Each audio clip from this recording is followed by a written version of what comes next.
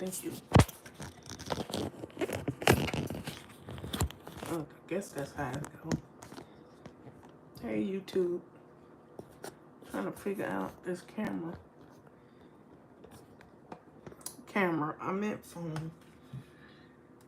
Oh, it's hard to catch my breath.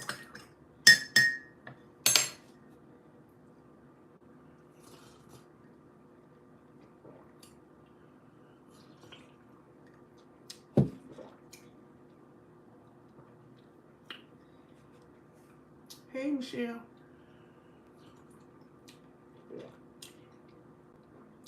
I ain't did a live in so long. I have no idea what I'm doing. I have no idea what I'm doing. So I'm gonna have to try to pull it up on my laptop. It's hard to see on this little phone, and then I'm gonna get started. But I'm sure that other people's is much more smoother than this. But I have, let me see, I think you go to, I'm trying to figure out how to pull it up. Hey Beatrice, how you doing? I'm trying to figure out how to, okay, I'm not gonna be able to pull it up over here. I'm not gonna worry about it. Let me try to refresh the page, and then I'll go ahead and get started. How is everybody doing today? It's Monday. It's the start of a new week, and I have been really busy with everything I got going on. And I said, you know what? Let me try to do a live, and hopefully it won't be upside down or nothing. But anyway,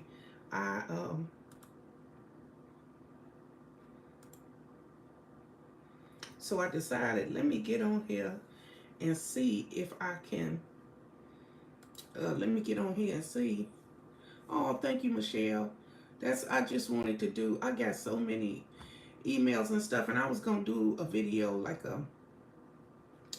a question and answer type situation. I was gonna do that, but I say, you know what, I'm gonna try to go live because it'll be easy. I ain't gotta worry about editing or nothing like that. So I decided that I was gonna do, like why I started my YouTube channel, because a lot of people want to know why I started the YouTube channel.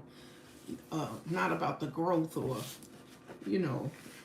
or how the channel is growing, anything. They just want to know why I started the channel. But I'm just going to make it into a whole live video. It'll be easier that way for me to speak about it.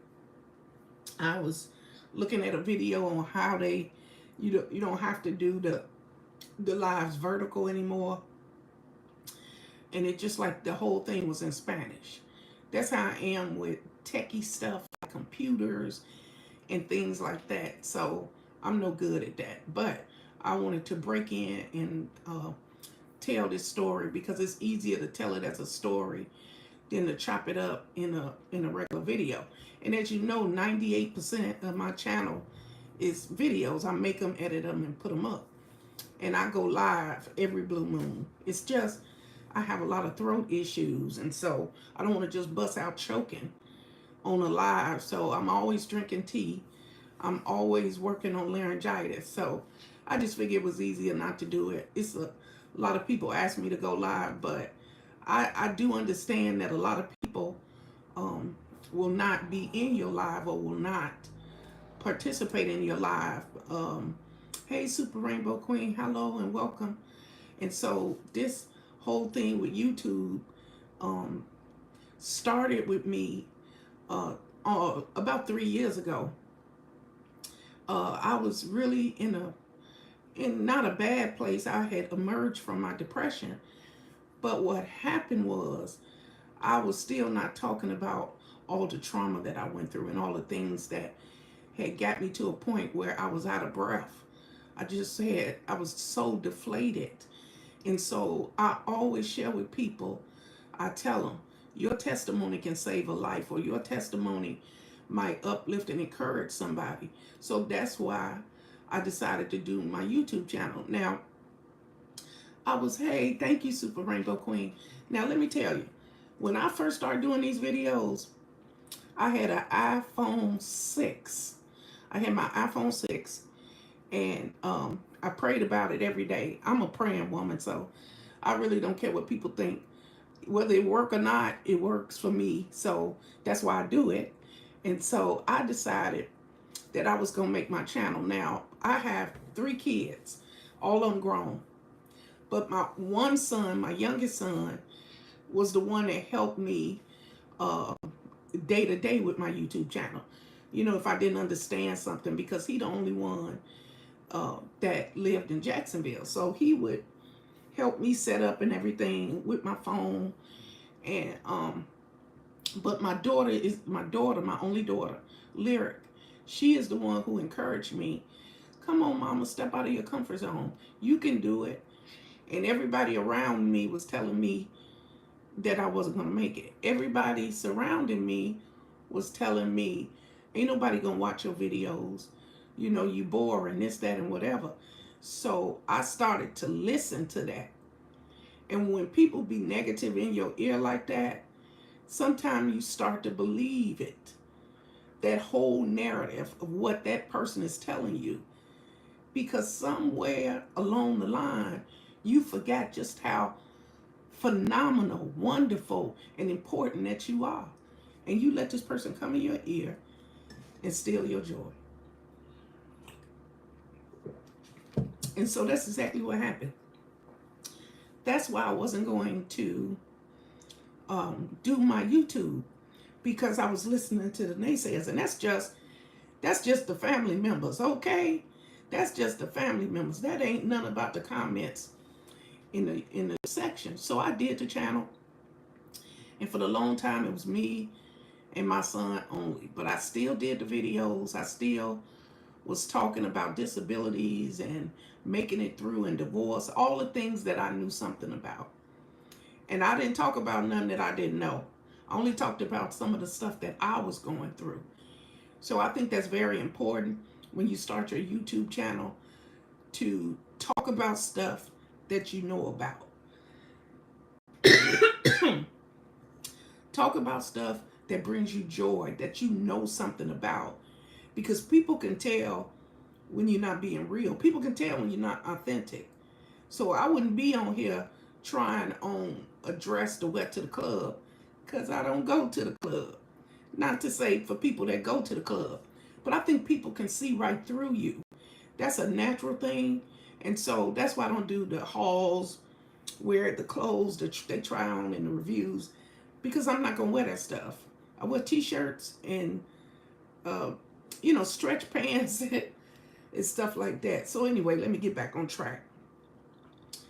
So the reason why I started my channel was, it's therapeutic. I think it's very therapeutic when you can sit and talk about something that's on your mind, and it's very important to you, and you decide, you know what, I think I can do better, or I think this is going on, so I need to do this, or I need to adjust this, or I need to do that. It's very important for you to be in control of all those things. So when you start a YouTube channel, the only thing you're in control of is the message that you're trying to convey on your YouTube video. You're only trying to tell people about a story, or tell people about what's going on in your life. So the main thing is to be authentic with your YouTube channel, and to speak what you know about. Don't spend your time worrying about what other people think. And that's a thing that some people stick on to, all the negative people, and they listen to those negative people, and they just try to bring them down. So we don't want that to happen. I'm pulling it up now. We don't want that to happen. We want everybody. We want to be successful. We want to for our channels to be nice channels. And so, wait, let me take another sip. See, that's why I don't do lives.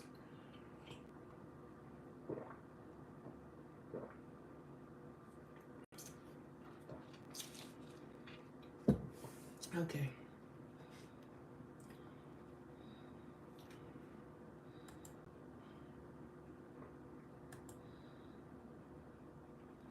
So anyway, I pulled it up on the screen.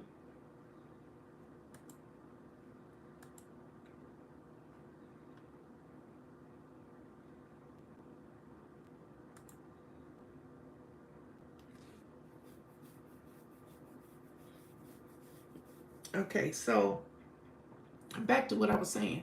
So anyway, the best thing to do when you start your channel is talk about stuff that you know about. Look at my hair. Talk about stuff that you know about. Talk about things that are going on in your life, and all the ways that you're trying to improve your life or uplift, encourage, whatever. And when you do those things, people see that. People um, respond to your transparency. They respond to you being genuine and talking about things that's going on. So I would say it's worth it in the long run, even though you always run into some negative people. I really don't think that could be avoided. So anyway, back to what I was saying.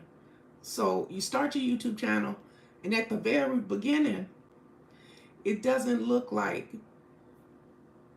anybody's tuning in, and so you get discouraged. And I don't want you to get discouraged. I know I was. I know that I was discouraged, so I had to get my mindset right. I think because what happens is people start to believe what people say.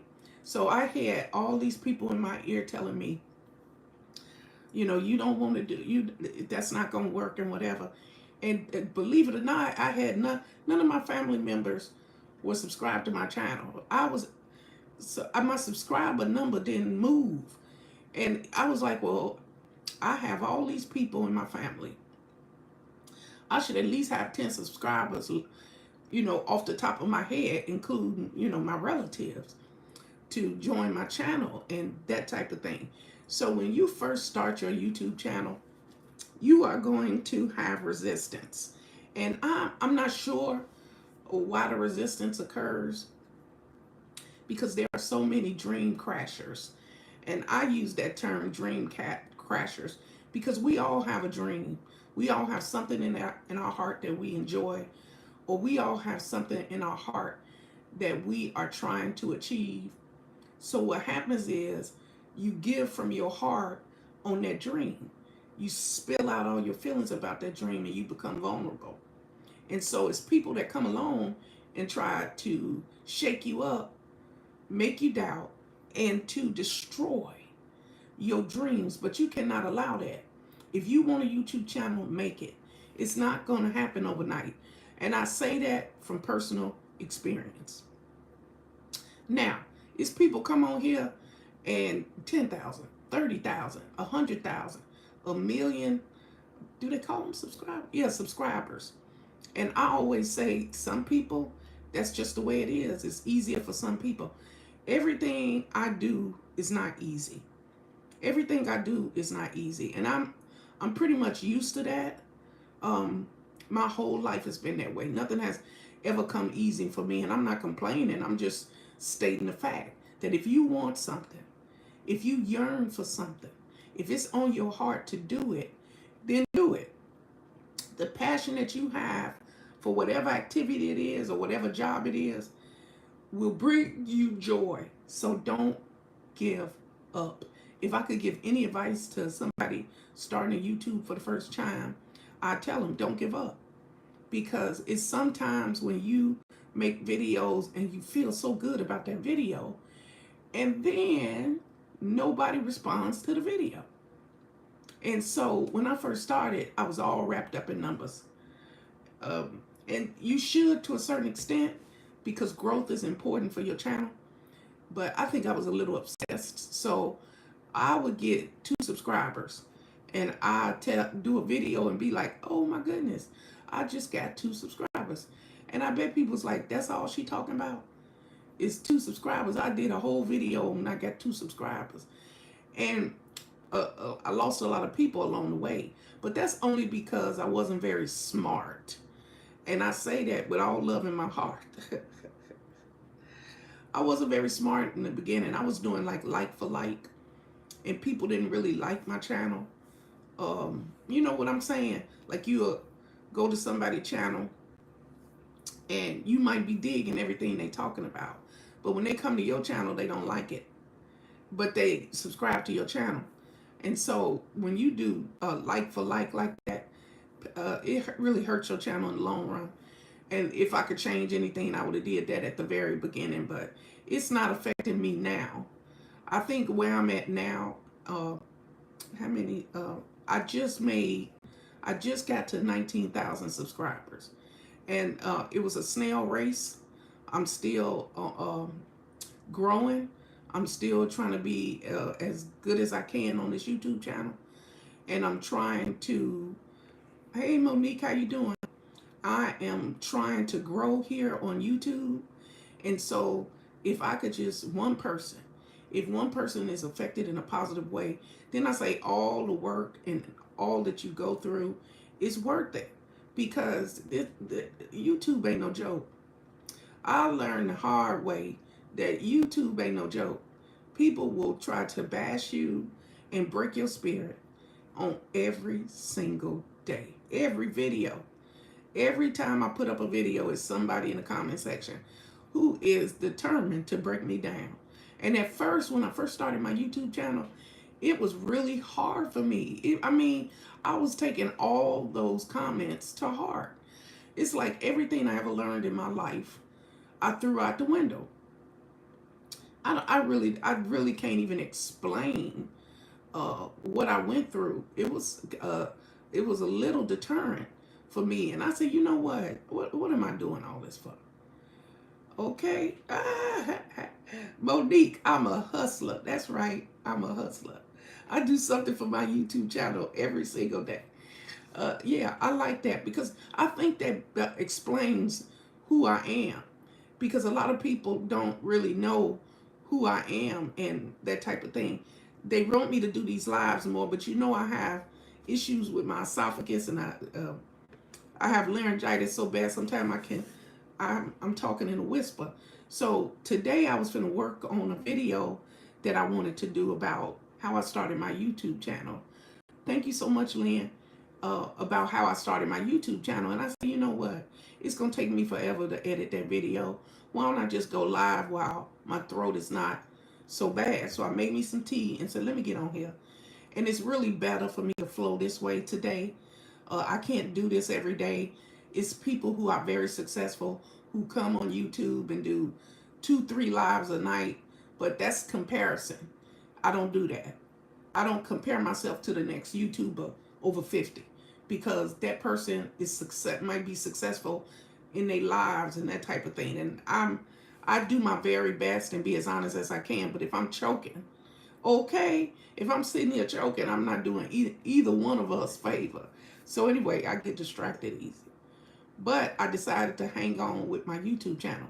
So I started doing more than just one thing. I cook, I go to the doctor, I go to different activities. And most of the time with all of my physical therapy and stuff, it takes me out of the house. And so I don't film certain things, and physical therapy is so close contact at the VA. When you do physical therapy, you this close to the next person on the stationary chair, or you working with your physical therapist with the ball right here, and it's somebody to the 10 steps away. There's no way to hide that person's identity, and I'm big on that. I don't take people when they don't know it. I don't do that. I'll put a camera up in the waiting room and then cut until they face not there. I do my very best. Now, I'm not saying I've never done it before, but when people come to a place like that and they vulnerable and they're in a doctor setting, we should not invade their privacy. And so that's why I wanted to explain my channel. Now, I'm over 50. I am a divorced mother of 3. If you follow me here, you know. And I say every day in my intro, I am a hustler, because this YouTube channel has saved my life. I tell people that, and it just seemed like a course of words, but it saved my life because I went through depression. I had a bleeding ulcer. I got divorced, and I was crushed. And everybody said, "Oh, I can't believe it. Oh, I didn't see it coming." I really didn't. I'm sure it was signs there that my marriage was over. I'm sure it was signs there that it's just not worth saving. But inside of my heart, I loved him. He was my husband. So I tried everything I could to make my marriage work. Now, I grew up in the church, and when my church here in Jacksonville, Florida, I'm not gonna say the name because they everywhere. Okay, they everywhere, and I ain't got time for it. But the church family that I have here in Jacksonville, Florida, when I got divorced, it's a, it was terrible. I never experienced that type of um, cold shoulder. Yeah, it is a beautiful day. Thank you for coming in. I it was okay. The best way to put it, because I don't like to spend time on negativity, but let me explain. There is a stigma that comes with divorce in the church. Now, it's unsaid, but it's there, and people treat you differently, which I don't understand. If you a lover of Christ in any aspect of your life, and you love the Lord, and you come to church to pray for people and try to do better, how can you condemn somebody because their marriage ended and they tried to make it work? So I don't judge people. So when I got judged, when I got divorced, it just was a lot for me. My whole world was falling apart. So the depression and everything came with that. So that is why I say you have got to push yourself. Now, I do these videos, and sometimes I can't even breathe.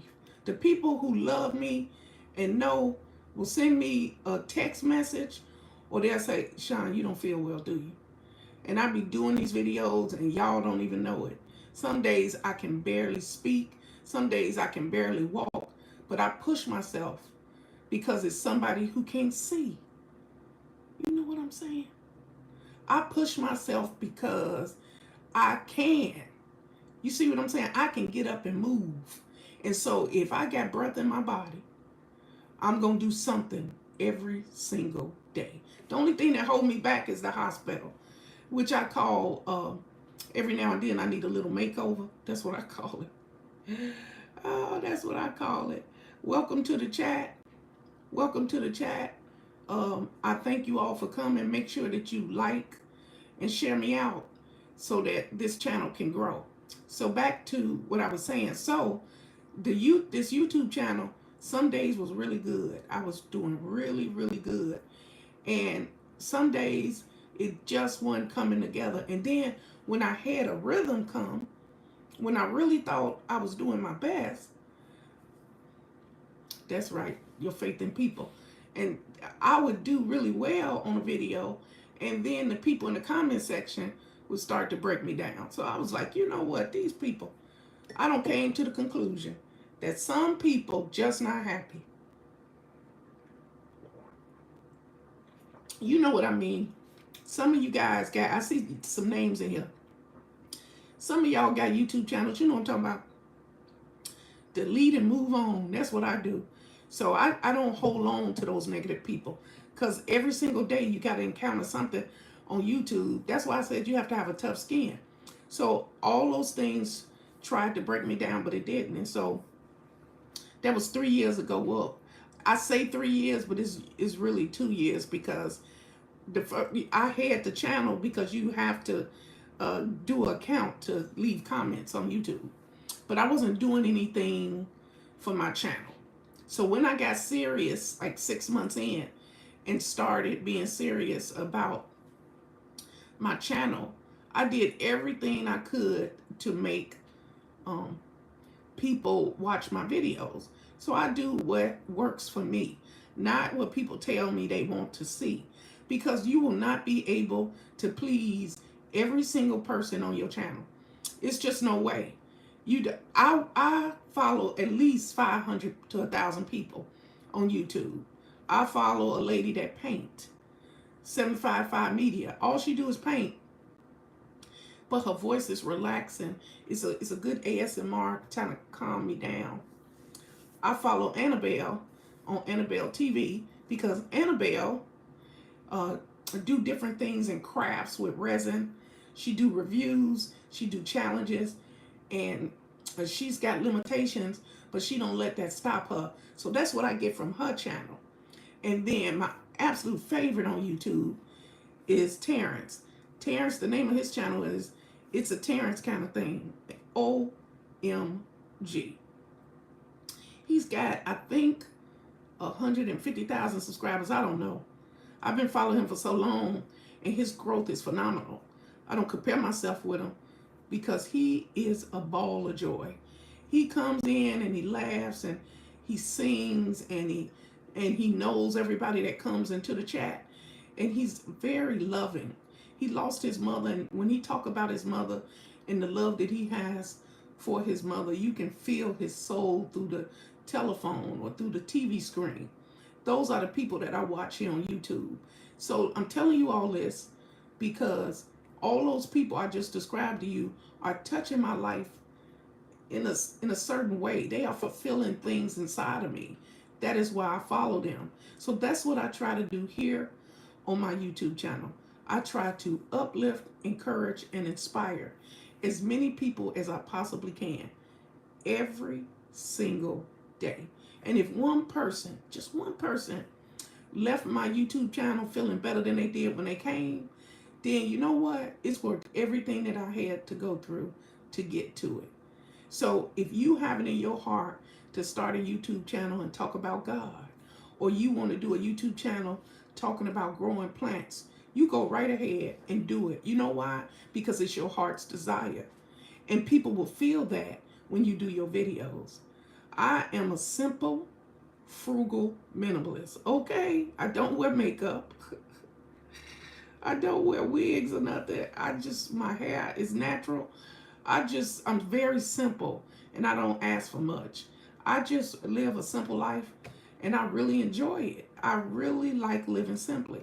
And so it's not a lot of, the word I use is fluff because I'm not very exciting in those type of things, and I'm not putting myself down. It's just that this is what I enjoy. Sitting here talking, doing my Sudoku, walking in the morning talking to God, riding on my scooter. You know, that's what thank you, Lynn. That is why I make these videos, because when I first when I first got monetized, that's the best way to put it, a guy sent me a message in my email. He just kept saying he wanted my email address. I'm telling you this story. I'm not going to say his name. And so he told me that he sit on the couch every day. He watch TV. He don't go nowhere because he don't got so big that it's hard for him to get around. But he got a scooter, but he don't try to walk or nothing like that. And I didn't judge him or nothing. I just asked him, can you tell me your story? And he told me what he'd been through and everything. Let me tell you, he told me that story. I felt his pain and everything that he went through, and everybody around him was negative. And I said to him, when the next time you go to the doctor? And he said, Friday. I said, well, you go talk to your doctor and ask him, can you do simple exercises from the couch? And what is your regimen with physical therapy? Do you have any heart conditions? You know, those type of things. Because I'm not giving out no medical advice, okay? I don't know no medical advice. But he started doing exercises, and I would do FaceTime with him. And I get emotional thinking about it. We'll do FaceTime every day, and he'll sit on the couch, and we'll do our arms. And then his doctor got him the little bicycle that you sit on the couch and pedal. I got one too, so I put it on the camera so he could see that I was doing it with him. And you know what? He started crying one day and told me, you know what, Sean, you saved my life. And I said, how I save your life? All we're doing is moving our arms with the latex bands. A lot of people don't know what those are, but it helps to build your core strength. And I get them from the VA, and I use them when I'm home in between. And so he said I saved his life. And now he walks to the door. Now he is walking to the edge of the street. He didn't make it, he made it to the mailbox yet, but that is his goal, is to make it to the mailbox. But that comes with time. That's why I do this YouTube channel. He might be the only person I touch that deeply to his soul, but I'm telling you that you can do it in your everyday life. And if you have a YouTube channel, use it for the grace of God. Do something that is uplifting people, encouraging people, and not breaking them down. What is this society coming to when every time you turn on the TV or click on YouTube, somebody putting down another YouTuber or another woman, or degrading somebody, or trying to break their spirit? What's going on, Father? Ooh, I don't know what's going on. I don't do it because I don't want it to be done to me. So I did my YouTube channel. I still do it every day. It's slowly growing, and that's okay with me.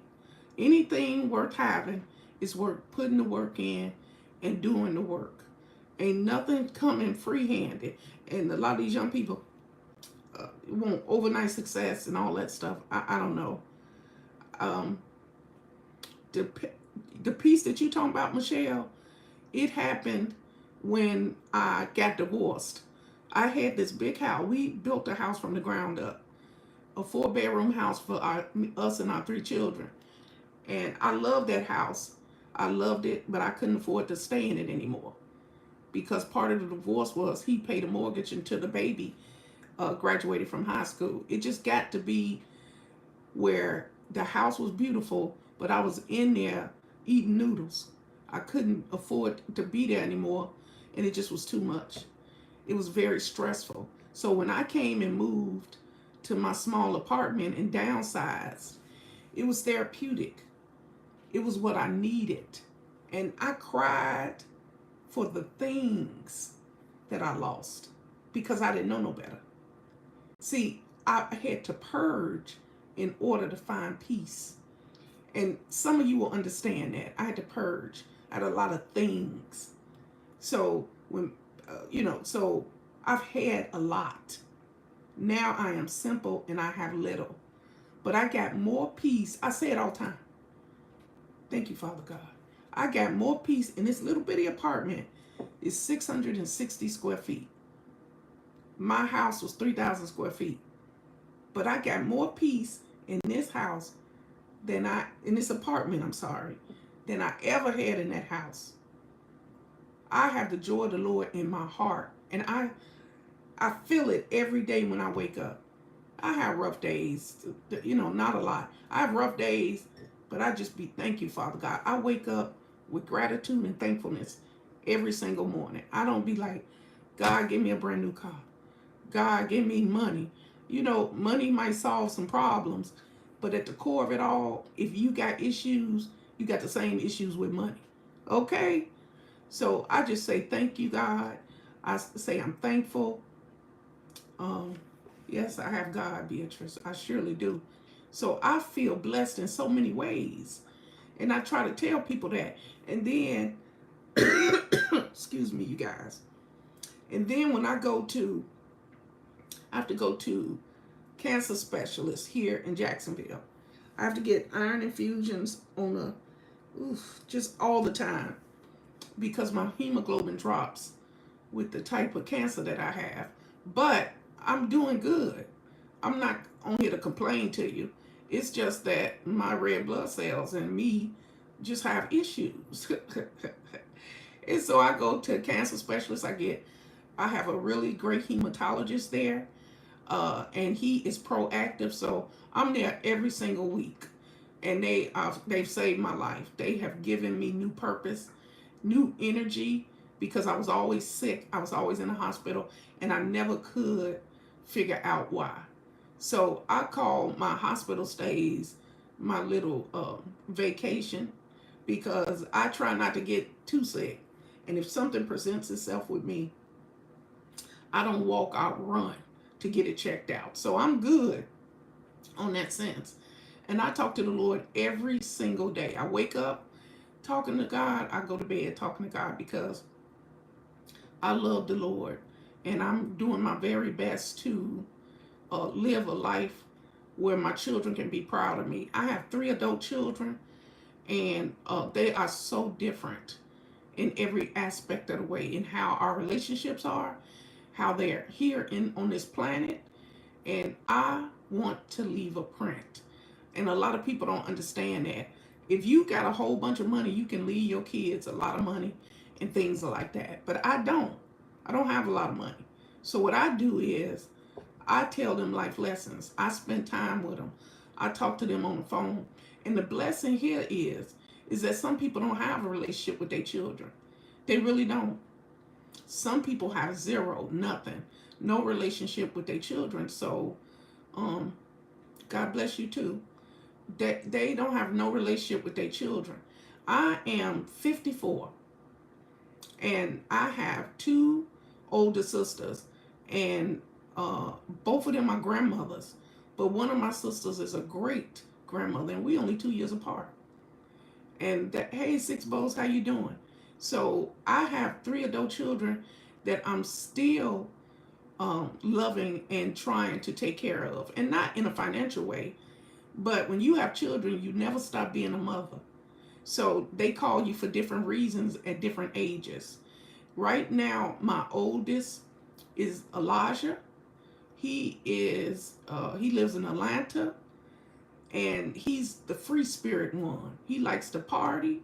He likes to go to the club. Okay, that's my oldest. Okay, he finna turn 32. He'll be 32 in May. And then in the middle is my only daughter, and her name is Lyric.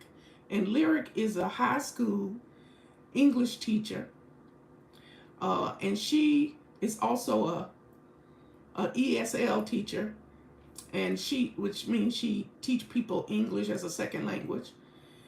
She started out at FAMU, got a degree at FAMU. Then she went to UF in Gainesville, got a degree there.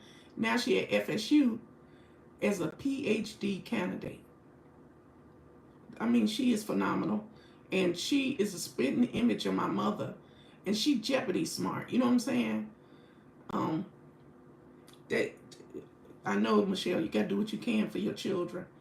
And then the youngest is Patrick, who went to FSU, and he is now a musician full time, and he plays the trumpet. He plays jazz like I ain't never heard before. He is a blessing. All 3 of my children are a blessing. And I cannot support them financially, but I do support them in being their mother, being their friend, being their advocate, and letting them know that they are important and they are special. I just wrote a letter earlier today to my daughter because she was talking about how tired she was, and that this whole process of being a PhD candidate is hard. She was like, maybe I should, not go back this semester. I'm just so tired and everything. And I told her, how many degrees you got? You doing well, You don't have to. If you need a break, take a break. Call it your mental break and do what you got to do. I'm supportive. I'm not a stand around person and cheer for you and not mean it from my heart. I love my 3 children. I want them to be successful. And when I say success, my definition of success might be different than yours. My definition of success is that all 3 of my children are thriving, whether they're a garbage man or working at Zaxby's. I don't care, as long as they living their life the right way. Now, again, I'm 54. I'll be 55. I have no grandbabies, y'all. 0. I ain't got no grandbabies. My oldest son, I thought for sure that one. He all over the place. I thought for sure with that one I'd have one. But no, my daughter don't want to have any children. She got her rescue pit bull, who she don't have for years. That's her child. And then my youngest, he's way too, 24, the world part, he likes to play his trumpet, go to jazz clubs, and wherever he can find something like that to do, he does it. And right now he's trying to get on a cruise line where he'll play his trumpet. It didn't happen for him the last time he applied, but That's what he really wants to do right now in this stage of his life. He just want to travel. So again, I have no grandbabies, nothing. I don't have no dog, no bird, no more. So my YouTube channel is just about whatever I encounter and whatever I do on a daily basis. So I just wanted to remind you guys of that. That's why I came on live. I said, let me get on here and tell people, one, about the goodness of the Lord, to tell them that you can do anything you put your mind to. If you want to start a YouTube channel, you go right ahead. And then when you do it, just make the videos and do it. And I really tell people, you can plant flowers and people will come. Expecting my first grandbaby in September. Wow. Wow, Michelle. You finna have one. You finna get one. Wow, September. And I laugh and I joke, but none of them, if they not ready for children, then it's, things happen this way. Like I said, I'll be 55. No grandbabies yet. But my sister is a great grandma, and we only got a 2-year difference. And so you can really enjoy your children the best way you can. But I think right now, what brings me the most joy is the different phases my kids in. My oldest son, Elijah, will be 32. And he has always been wild. He liked to go out. He liked to party. He liked to spend his money on frivolous stuff. He lived day by day. He got a whole bunch of roommates, and that's how he want to live, so he'll have more money to party. But he is coming to a crossroad because now he's trying to be a merchant marine, and he's focusing his time and energy on that. And I was saying, I wonder when he gonna settle down. This might be the year for him. This might be the year where he turned to where his track should be. So I'm very happy that he is finding out what he really want to do, and he's following his dreams. And then my daughter, she finally knows that she is enough, that she is beautiful, phenomenal, and she is enough. That brain of hers works overtime. She is so smart. And then the baby, who saw all his friends graduate and go on with their careers and do different things, he started getting discouraged, and I put him back on track. And with daily conversations, uplifting quotes, writing him down some notes when I feel he need them, and text him. First of all, I'm not a texter. Okay, let's do a disclaimer. I'm not into the texting back and forth thing. That ain't really my thing. I'm old school with letters and still pick up the phone when I have to. I go back and forth. My aide loves and cares for me. And she is a texter. She texts, and she'll ask me something, and then I'll be starting to type, and she talking about something else. So I can't keep up with her. She texts so fast, and by the time I figure out what she's saying, because half of it is, the kids don't put the full word. Speak of the kids, because my son, my only child, who is 25, came to visit and left, and I found myself crying. Oh my God, Beatrice. To tell me about it. It's called empty nest syndrome. It's real. It's real. I'm here every day by myself. And you know what else? The one that's 25 that just left, Beatrice. Let me see, is it your son or daughter? Your son. Your son just left. And I don't know if you still do this, but I did it. I have to catch myself. I cook. Like, my kids are still here sometimes. I forget. Now, when I do my meal planning and go to the grocery store, I know it's one of me.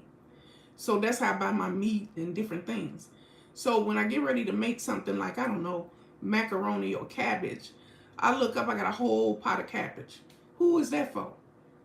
I never waste anything, though. I freeze a lot of stuff, but to go to the next meal or whatever. But I don't waste anything. But I catch myself now because only one of my children are here in Jacksonville. And I think I would cry every time he left. If he did, I see him every week. So if he came to visit you, that's the blessing right there. Because my son comes once a week, and usually on the weekend, because he works during the week. He's got his steady job, and he gig on the weekend, which is with his trumpet band and stuff. So he'll come, he'll sweep my whole apartment for me. Um, we have to relearn who we are once our children leave. That is so true. And so he comes and mop my floor. If I got trash, he take it out, and different things like that. But sometimes when I don't see him, like he's like, "Oh, I can't come this week, Mom. You gonna be okay?" "Oh yeah, I'm okay. My aide will be here. My nurse will be here Tuesday." And I say something like that to him. But inside, I'm sad because I'm not gonna see him. He the only one I see on a regular basis. So the blessing is I got more than one child. So at any given time, one of them, I might have one of them. But we all in different places now. So I love Jacksonville, Florida. So I ain't going nowhere. So my daughter loves Tallahassee, Florida. She ain't going nowhere. And the other son like Georgia, Atlanta. He ain't going nowhere. So I have to see him when I can. And when you are a parent of grown children, you have to respect the boundaries. But I tell my kids all the time, I miss you. Shh. You don't want to move to Jacksonville? I try that every time. But the thing is, you got to let them grow. You've watered the plants. You've given them all the information they need, and now they have to live their life themselves. And so I'm learning that. It's still hard, but I always get Thanksgiving. They know I always get Thanksgiving. All y'all need to pack up and get here, or something like that. I have to see all three of my kids, and that's really hard now. At this stage or the age that they in, it's hard to.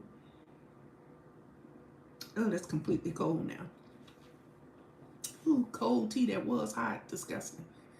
But when you can see them, when you can get them all together. This last time when I got them together, I was trying to make gumbo. They love gumbo. They like when I make my gumbo. And I was trying to make the gumbo. I fell asleep twice. I got back up, and my daughter was like, "Ma, you don't have to do all this. Ma, you don't have to do that." And I just love when they all together. And so as they grow and they get older, it's hard to get them all in one place at the same time. So if I got any advice, when you have your children and they leave and you become a empty nester, that's when you have to do things that you usually didn't do. Like, I don't know what they call it, FaceTime, messages, text messages, and all those things. I don't like text messaging, but that's what the kids do. And I have to stay on top. But I don't do a mass text message. That's the best way to explain it. I don't do, like a text message. A lot of people do the family ones. He lives and works not far from. Oh, that's good. Yeah. Yeah, that's your only baby too? I get it. I get it. Because me and Elijah, that's my oldest son, I had him for almost 6 years before my daughter came.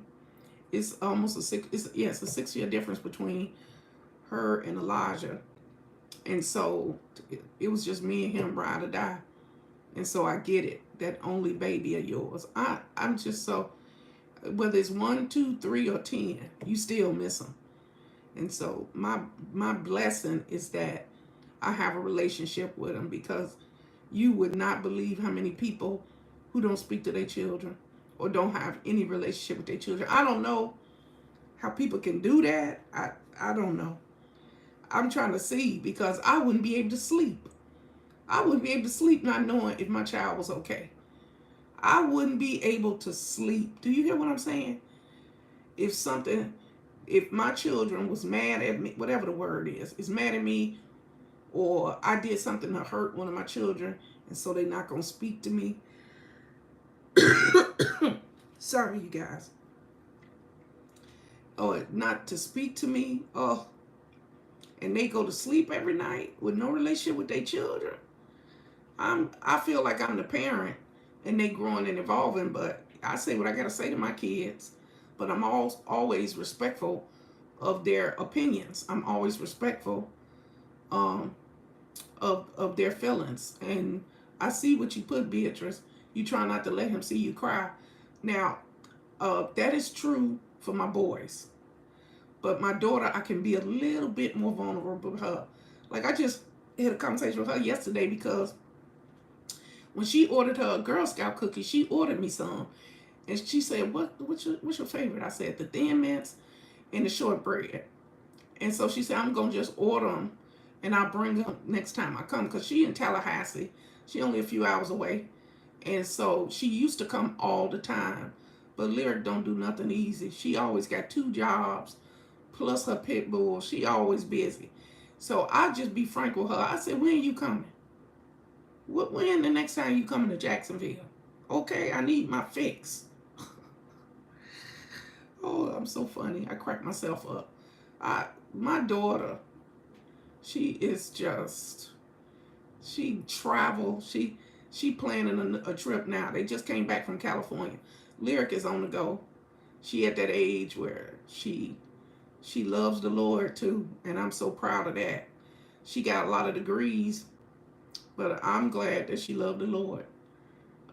I just don't see how people don't have no relationship with their children. But I can be honest with Lyric, and she asked me, and I think I made it the topic of one of my videos. She said, "Ma, are you okay? Are you lonely?" And I told her that day, I said, no, I'm not lonely. I just get tired sometimes of being alone. And that was on that day. And let's fast forward it a month. I don't remember how long it was. And I looked at her and I said, I'm lonely, Lyric. She said, what are you longing for? What are you lonely about? And I said, sometimes it's really quiet here. It might be time for me to get a dog. Because I had a little hot dog. And I love Wheezy. And when he died, it was very hard. And then I had 2 Sun Canoe parrots who were together from birth. And so it was Alabama. And I hate to even talk about it, but I love my parrots. And I always had some kind of noise. You know what I'm saying? And so sometimes the noise can be very loud. And so I like being by myself, don't get me wrong, but I would rather one of my children was here with me in the same state and I see them every day. So the blessing is I have 1 in the same city, I have 2 in the same state, and I have 1 that's right in Atlanta. So they can reach me at any given time.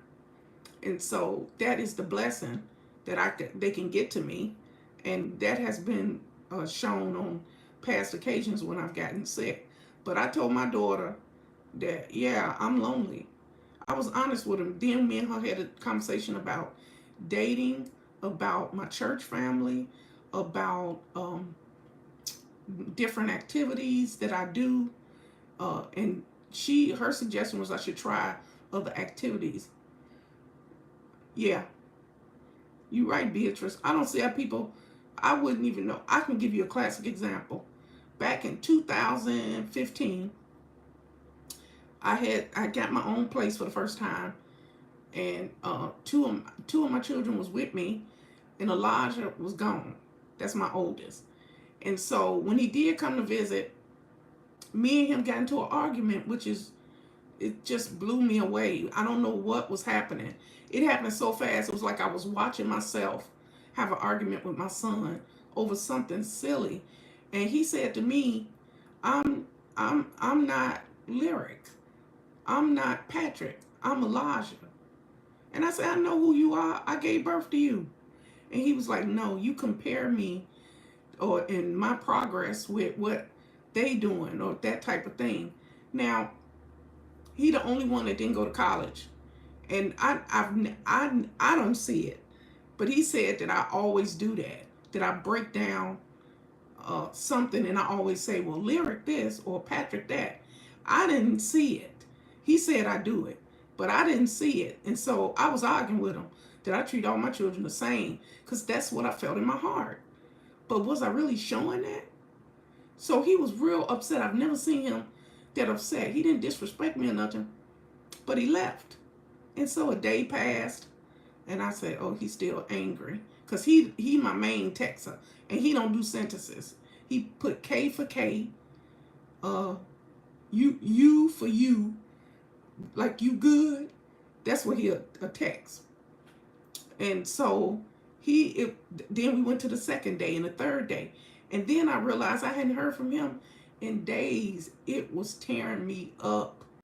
I didn't know where he was.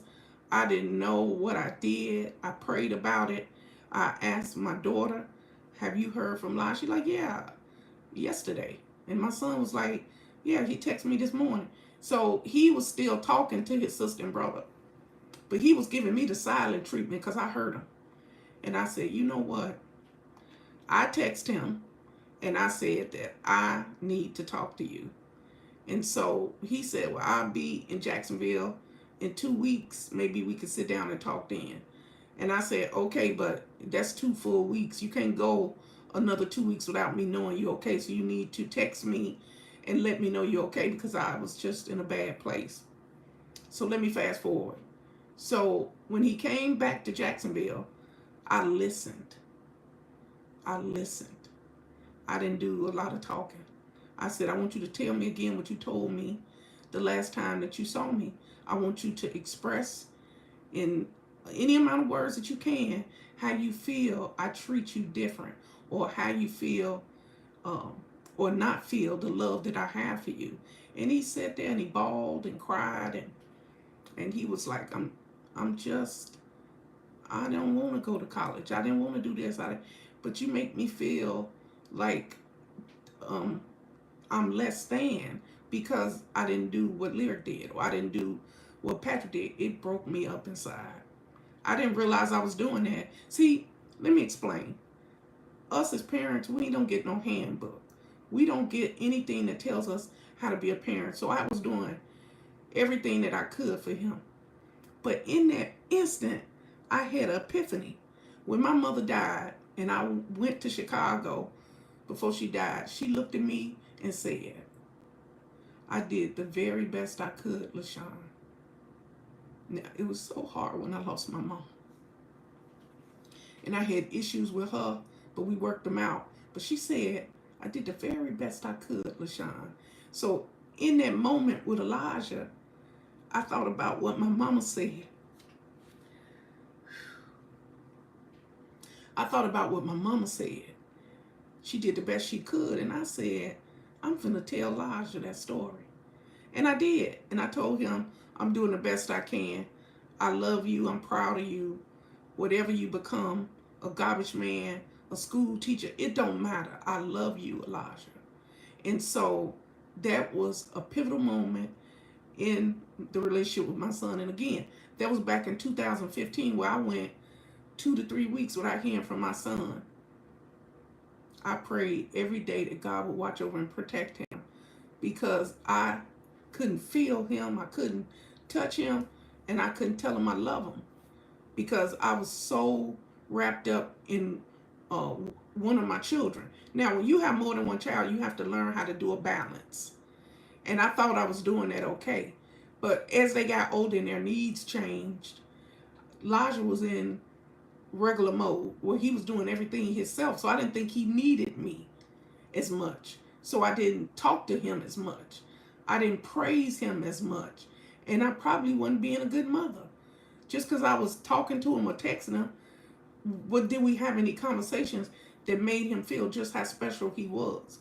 So if I could say anything, I'd say, if you got children, adult children, and they're out of your space, you still have to tell them how important they are, how phenomenal they are, and how much you love them. And I just about lost my son because I wasn't taking care of each one of my children individually. That's why at the beginning I said I don't group text my children, because I have a different relationship. Hey, Maureen, I have a different relationship with each one of my children.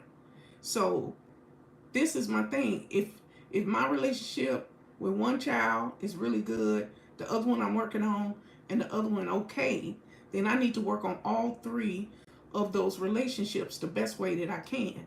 So that's why I'm telling you this. If you, I know you only got one, Beatrice, you only got one, so you doing the best you can with the one. But just make sure you tell your children every single day how much you love and appreciate them, because tomorrow is not promised. I love all my children, so I pray for my children all the time. And I hope and pray that they will be covered. And that keeps me going. Even though they're not here with me in this apartment, they are always close in my heart. And so that's why I'm so proud of them, because they are all making their way in this world. Um, and I'm just proud. I don't know no other way to say it. So the beginning of this video, I was talking about why I started my YouTube channel. I did it because I was trying to be a better person. I was trying to get stronger mentally, physically, emotionally, and that's what this YouTube channel has done for me. It's bringing in revenue, which is helping me, because I'm a frugal minimalist and I live by very little, and that's fine and everything. But the only negative I get is some comments every now and then. But besides that, hope that our children understand. Oh yeah, yeah. I think all three of mine do. I think everything happened for a reason. So that time when my son was angry with me for not showing him the love that he deserved, that's right, I said it. I wasn't showing him the love he deserved. He let me hear it. He let me know. And that's also a blessing, that you are raising children that can articulate how they feel. They are talking and they are expressing their feelings. Just think if he wasn't and would internalize that, I would have lost him forever over something silly. I don't take anything for granted. I'm one of those. I don't take nothing for granted. Last conversations, the moments I have, I make the most of them. And that's why I get up each day and I do something. And that's why a lot of people watch these videos that I do, because I push myself every single day. And I think it's necessary for somebody like me. Like, I have to be stimulated. Like, I have to read my Bible. I got to do my Sudokus. I have to engage in meaningful conversations with like-minded adults. All these things keep me going on any given day. Like, tomorrow is my day for my girls. Well, they're not really girls. They are women. I'm a hustler. So anyway, I mentor young wives of military members. And I have a group that I mentor. And so some stayed, some go. Some get the resources they need, and I don't hear about them anymore. And so now I'm at a point where I have some that are regulars that will come on the, whatever they call it, the Zoom thing, and we'll talk about what they're going through, different resources that they have in Jacksonville, how I meal plan. I talk to them about couponing and different ways I do to save money, and it just blows them away, because I tell them sometimes I don't buy meat, and people are blown away by that. I'm not a vegan. I'm not a vegetarian. I'm probably saying it wrong. I love meat. Okay, I love meat, but sometimes I can't afford to get meat, and that blows people away. Well, it was a big thing at first, but it's not anymore. I just learned ways to make different kinds of meals. Like, my favorite right now is getting tortilla bread with rice and some corn and black beans. Oh, sprinkle some cheese on there. It's very hearty meal, and it's full of protein with those beans. And I eat that a lot. I really enjoy that. But if you can throw some grilled chicken in there, it takes it to a whole nother level. But if you cannot afford to get a chicken breast and cut it up and that type of thing, you do the very best you can. And that philosophy goes into being a parent. You can only do the best you can. Like I said, ain't no book that came and taught me how to be a mother. I did the very best I could. So I was always present with my children as they were growing up, when they had activities, and supporting them. And now they out on their own, And I'm hoping that my lessons and the love that I have for them, that they carry it with them. Now I think it's beginning to set in. Yeah, I think what got me going was I still had one at home. See, when you got more than one, it's different phases. When my oldest son left, he turned 18 and he like, bye, I'm gone. He was ready to roll. I had too many rules for him. He had to go. He said, love you, mama. Peace. And so I wasn't empty nest syndrome with him. I had two more at the house. I missed them, but yeah. Yeah, it all works out, Michelle. So I had my daughter. But I'm telling you, me, my ex-husband, and my children took Lyric to FAMU when she started college. And I cried the whole way there.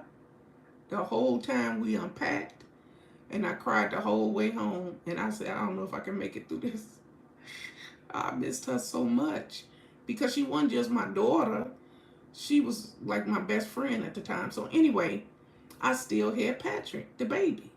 So you only go through a stage of empty nest syndrome when you have more than one child, because if you get to that last one and you know it's finna be off the chain. And with Patrick, when he started at FSU, woo, the time started ticking. I was a mess. I was like, don't you want to go to UNF? UNF is here in Jacksonville, University of North Florida. And it was on his list. But he got a scholarship to FSU not Fayetteville. FSU is in Tallahassee. And so he wanted to go there, and I was like, ugh. Because I was hoping he wanted to go to UNF, he would have stayed home or moved into the dorm. But I would have pushed for him to do. And then I caught myself. I'm like, why am I trying to convince him to go to UNF? Shame on you, Sean. But I did. Okay, I don't apologize either. I wanted him to stay, my baby. See, when I had Patrick, I knew he was going to be my last child. And I say that because after Lyric, after I had my two, I had a boy and a girl, and I said, that's it. And Patrick popped up. Like, here I am. Hey. And so I said, you know what? I'm going to do this pregnancy different. I went to Lamont's classes. I read everything I could get my hands on. And I really wanted to do a natural birth. I had a midwife. I did all those things. That pain hit. I'm like, call that man. I'm ready for my epidural. Okay. So I tell you that because I prepared myself for him. Mind, body, and soul. And I was listening to jazz as he came into this world. It's real funny. He is so calm and zen. He is very calm. And that is how he came into this world. And so it's when he in a house, you know it. Because he'll start playing his trumpet and I look up, I'm crying. Just like somebody who has a daughter or son that sing. And they hear him singing and they start crying. That's how I feel when he played jazz on his trumpet. And so, no more jazz music. When he left, I was like, oh my goodness, this is really hitting me. And so, remember, my daughter at the time, she had graduated from U of F in Gainesville. And when she finished, she got her job in Tallahassee. So, I had two of them in Tallahassee at one point. One left at home, but it's hard every time one goes. I don't know. That's right, Michelle. This last one, it was, woo. When Patrick left, oof, I wasn't sleeping well. But I had to get myself together because I was making myself sick. And he was having a ball. You know, you got to be careful. They call you and say, oh, Ma, I did this. So he'll come over. You know what, Beatrice, you a mess. You know, my baby boy that's here in Jacksonville, he loves spaghetti. Spaghetti with Rogerwood sausages, really thick. He like lots of meat in there. So I do the ground beef. And he like the garlic bread. Not the sticks. He like that bread. And he sap up the spaghetti with that. And I tell him, I'm making some spaghetti. on Friday or Saturday, whatever. So you make sure you come through so you can take some home. And I don't think he ever turned me down. That'll get him coming. The spaghetti always get the baby to come back home. So if they live in the same city like your son do, Patrice, then you able to see them. But I think it's harder for people who their children are in other places. Um, oh, he plays the guitar. Yeah, I know. It's a very therapeutic thing, those sounds. And it takes you back to something in their childhood or a memory that you have of your children. But when that's ended and they leave the house, it was tough. So I am completely an empty nester now with no grandchildren. So I always say that the silence is deafening because they're all gone. But right now, my major goal is rehab, is physical therapy, and getting as strong as I can. I've been working on my core strength because when I fell and hurt myself, I couldn't get off the floor. So that's why I try to tell people everything happened for a reason. So you have to prepare yourself so you don't have to go through that path again. Oh, fried pork chops. What? Where's my plate? Oh my! I ain't had a pork chop in so long. I love pork chops. I like you know what, Beatrice? I like those thin ones. A lot of people like the one with the bone in, whatever, and they really good. Those ones with the bone in. But I don't eat a lot of pork, so the thin ones are perfect for me. I can eat a small one like that. Those thin chops, my memory take me back to childhood. My great granny used to cook thin chops all the time for breakfast, cut them in strips. So I used to eat them all the time, and it's just preference. But they ain't never on sale. They ain't never on sale. Food prices is just like out off the chain. So when you say goodbye to that last one, when they in different states or different cities, that is the hard part. But if you got one, um, if corned beef, what? Oh yeah, the cabbage. I forgot about that. Yeah, they like my cabbage. They love my cabbage. So the cabbage will get them coming. But when I make cornbread, it disappears. I walk out the kitchen. By the time I come back, the cornbread gone. I make a full pan. I only got one good pan, y'all. And that I make that cornbread. I cut me a little thin slice, and I say, "Oh, that's really good, sweet cornbread." But when the two boys here, forget about it.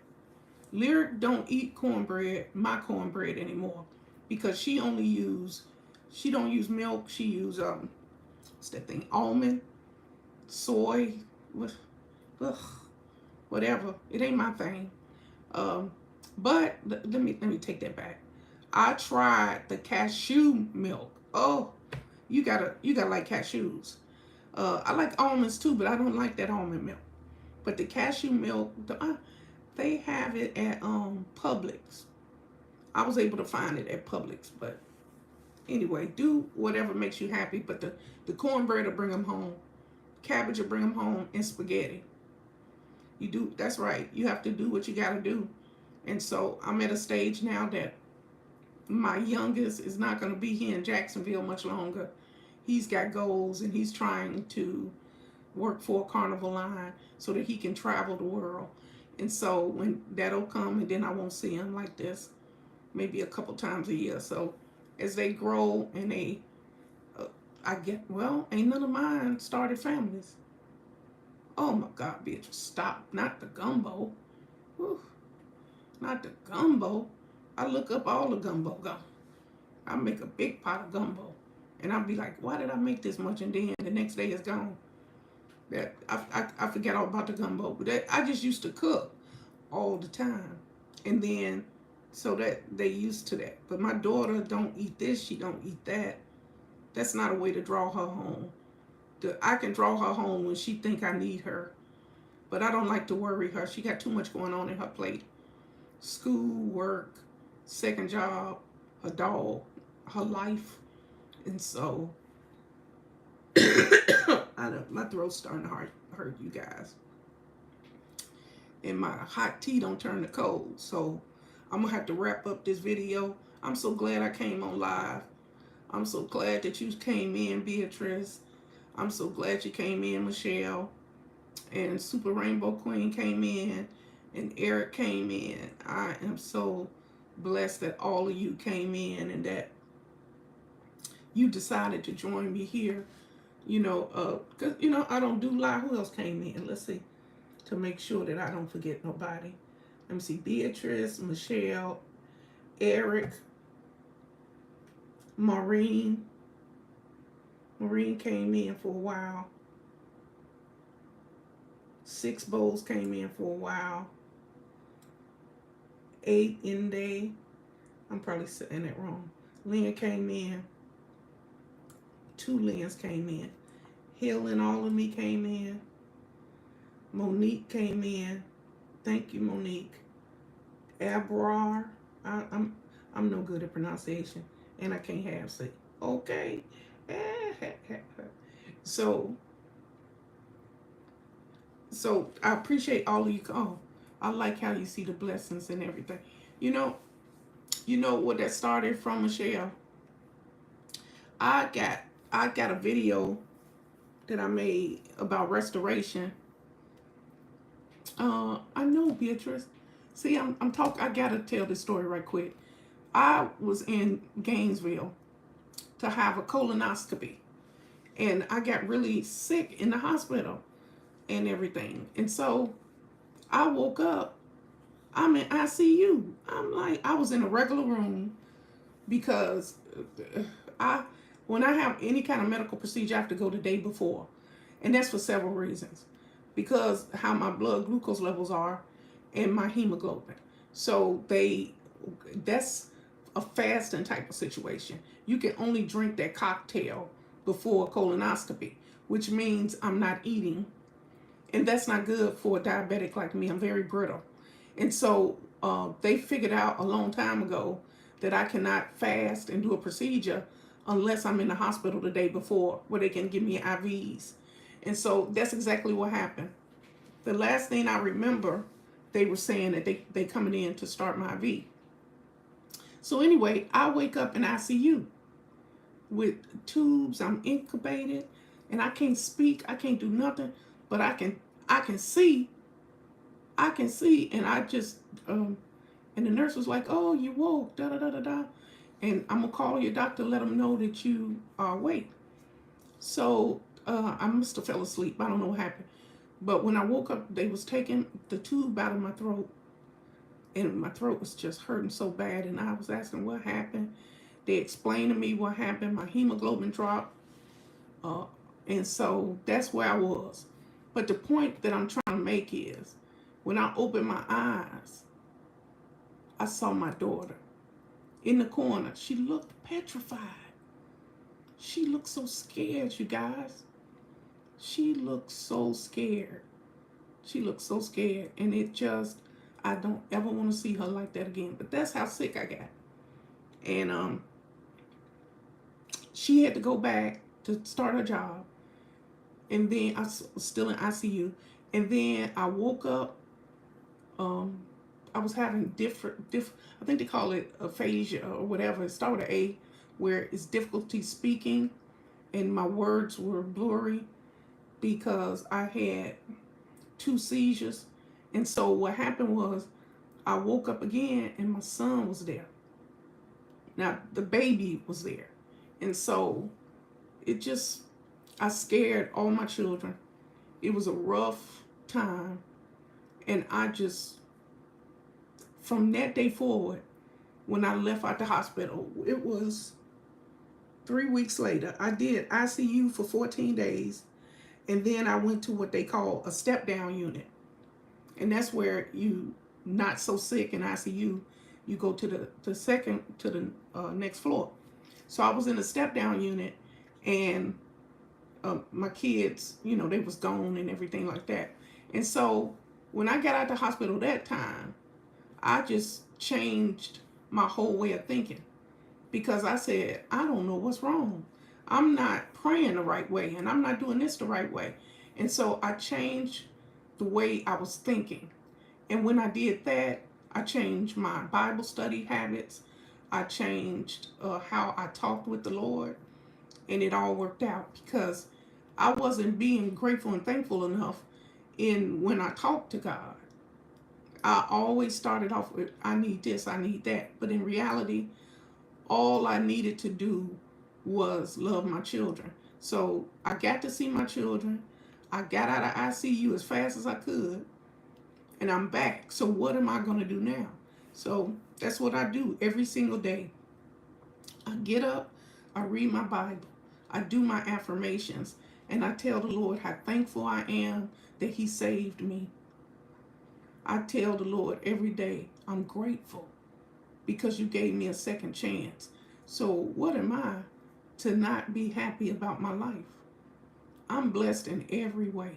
I'm telling you, people always talk about money, and I had money. It didn't solve none of my problems except my bills was paid.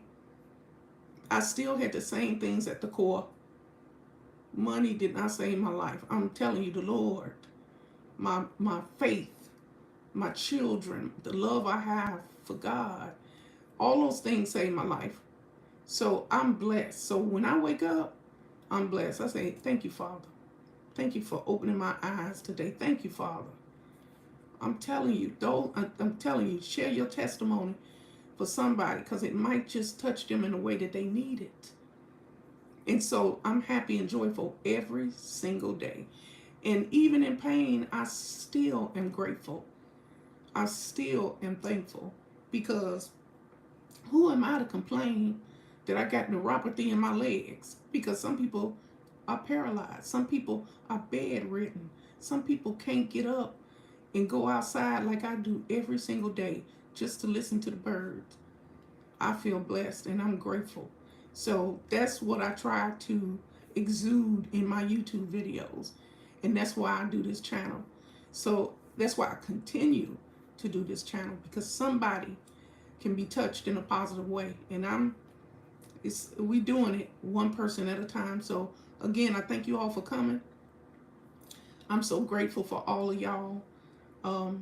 Thankful for the little things God give us. You're so right, Beatrice. I am so grateful. I feel rich in so many ways. I'm full. I really am. And I'm not talking about because I ate that turkey sandwich. I ate the turkey sandwich on sub bread. I love it. You get the turkey and the cheese and the lettuce. You can put peppers on there if you want to, but I didn't. This time I put cucumbers and kosher pickles. Lived a little dangerously today. But my aide brought me some fresh cut kosher pickles and some cucumbers. She got a sandwich from Publix, which Publix sandwiches are real good, but I didn't want no sandwich from Publix. I'm like, why buy a sandwich from Publix? I got all the stuff here in the refrigerator. That's how I am. If I got it here, I'm not gonna pay for I'm way too cheap for that. But I made my own sandwich. But she brought me a little Ziploc bag where the lady cut up some cucumbers, and another Ziploc bag where the lady cut up some cucumbers, and I added all of that to my little sandwich. So I'm grateful for my aide. I have a wonderful home health aide that loves me, and because of her love and her joy that she got in her heart, it spills over on me on a daily basis. So I feel blessed every single day I wake up with the joy of the Lord in my heart and surrounded by people who care for me. So I'm rich in so many ways. So I thank you all for coming to my, what do you call these? Thank you for coming to my live. I will try my best to get on here and do these more, but my throat is killing me now. I try to save all my energy. But I appreciate you all. I'm slowly growing on this YouTube channel. I'm slowly growing. So I just want to say thank you to all. What did you say, Beatrice? I thought the Catalina salad dressing today. So I'm going to wait. Which one did you get, Beatrice? Oh, no. I wish you would have told me you was going. I almost picked up the wrong one this week. Which one? You buy the bottle. They got like 5 different ones, girl. I hope you got the right one. First off, they got reduced fat, regular. Then they got the regular Catalina. They got sweet and spicy Catalina. And the other one says zest or honey or something. It's 4. It's 4 different ones. Which one did you get? But the Catalina is absolute. Let me think of it. If you like French, you really will like Catalina. It's absolutely delicious. It's my favorite. And I guess you saw that on the last video, Beatrice. I love me some Catalina. But you got to pick up the right one. I got the wrong one time. What did it say? The one you always use, Zesty. No, regular. No, I used the regular Catalina. Do I have one over here? Yeah, I got one right there.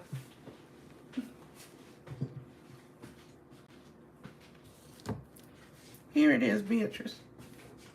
Can you see it? See? Classic Catalina. This is the one I get. See, you got to be careful. You got to be careful. It's like 4 or 5 of them. Creamy French, but I'll try the yeah, French is good. But the Catalina, it just depends what you like. The Zesty, if you got the Zesty, it's going to have a little spice to it. You know, you're going to feel it on your tongue when you eat it. I like simple. So I figured out where I went wrong.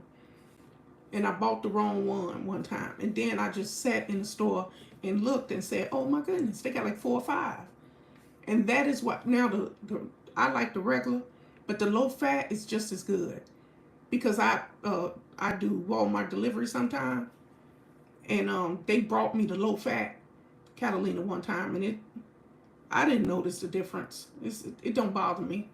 And so but that Zesty is totally not the same. And like I said, it got like 4 different ones. So let me know if you like it or not, the Catalina, the one that you got.